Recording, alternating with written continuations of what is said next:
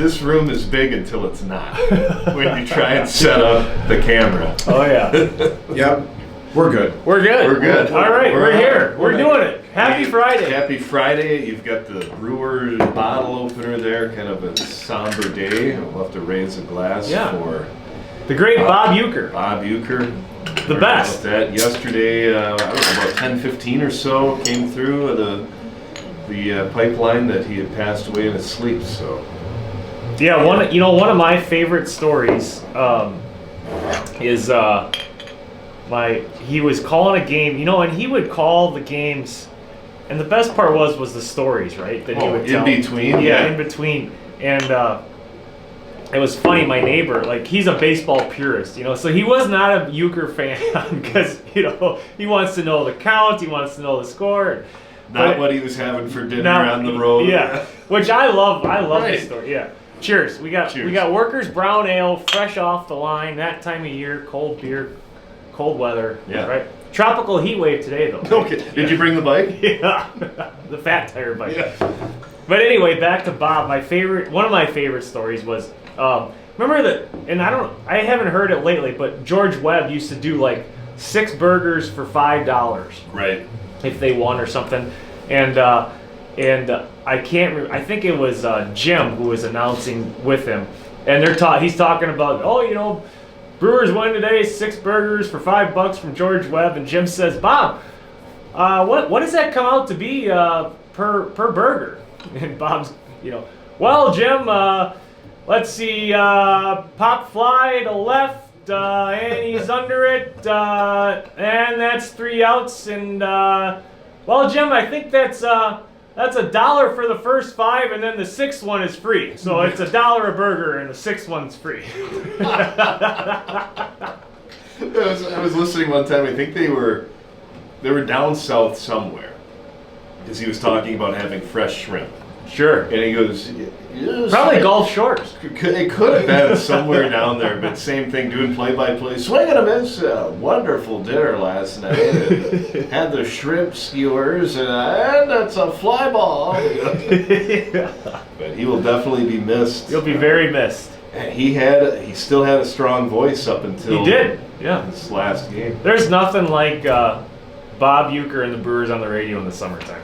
He'll definitely be missed. I have him on video giving a speech. I think it was 2 years ago. I don't know if it was some awards ceremony that he was doing before one of the games, but I still have that on video on my phone. And when my phone reaches max capacity, you got to go through That's been videos happening to me a lot lately. I know. It's very frustrating. Well, in Snapchat, you save them because you can have a little music and your caption behind it, and all they add up. But that's one that I don't want to get rid of. Yeah. And I'm glad I didn't. Yeah. And what's weird is on Wednesday, it was either Tuesday or Wednesday, I'm still on the email from Greg Matzik.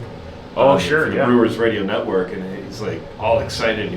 We're less than a month away from getting the spring training lineups and everything, and wow. And then this came down the news line yesterday. That's just man. End of an era. End of an era. Yeah. I was watching. You ever watch some of his old beer commercials? Oh, and stuff? I was just watching them actually about a month ago. They're priceless. They are. Yeah. They are. Yep. So heat wave today. Heat wave today. We take a tank this weekend. I was going to go skiing on Sunday, but I don't think that's going to happen. You don't think so? No. Well, you can still belly up.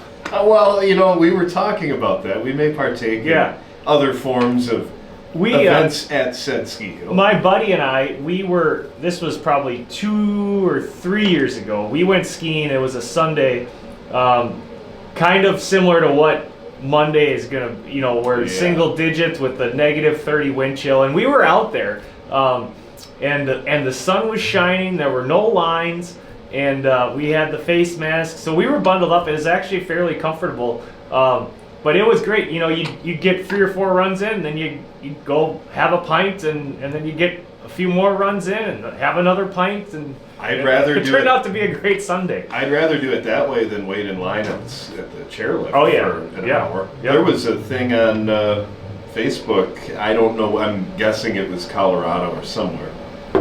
but it was winter break, and it said go skiing on winter break. They said it would be fun. They said. And the line a mile was long. a mile long. Yeah. I'm like, you couldn't even like. Right. You get what, one run in, but I guess out there that's quite a It's a way. long run, yeah. Yeah, not like around here where. I got to tell you, I kept the streak going. Another successful ice fishing outing without catching any fish and having to clean anything. Well, So- congratulations. Yeah, my father-in-law and I, we went out on Sunday, and we got done, and I had to mention it to Wade. I was like, Wade, I think we're pushing 10 or 15 times out here where we haven't caught anything. I mean, that's impressive. I feel. I mean, some guys boast about the fish that you catch, but I mean, we're very proud of the fish that we haven't caught. Where do you get your bait though? Yeah.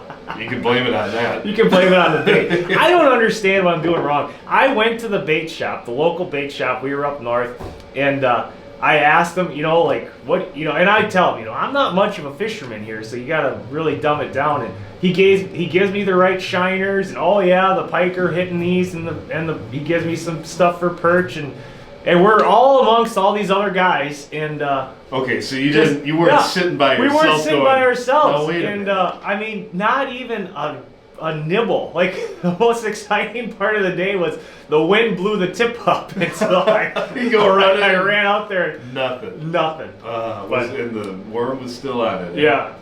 Oh well, it was fun.